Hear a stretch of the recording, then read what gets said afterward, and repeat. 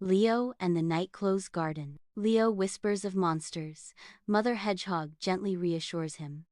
Leo raises his lantern, edging toward the mouth of the burrow. At the threshold, Leo peeks out. Mother stays close, steady and kind. Mother's words settle. Leo nods, ready to greet the night politely. Leo steps into moonlight. Lantern trembles as shadows ripple. A tall, wiggly shape looms. Leo squeaks for the monster to leave.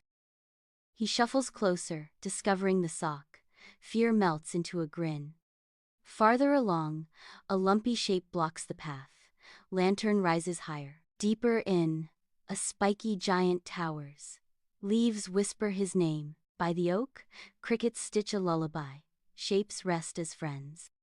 He turns back along the path. The lantern feels lighter in his paw. At the entrance, Mother waits, framed by the warm tunnel glow. Leo reports, "No monsters tonight, only friends going to bed." Inside, shadows drape like blankets. Leo curls and drifts to sleep.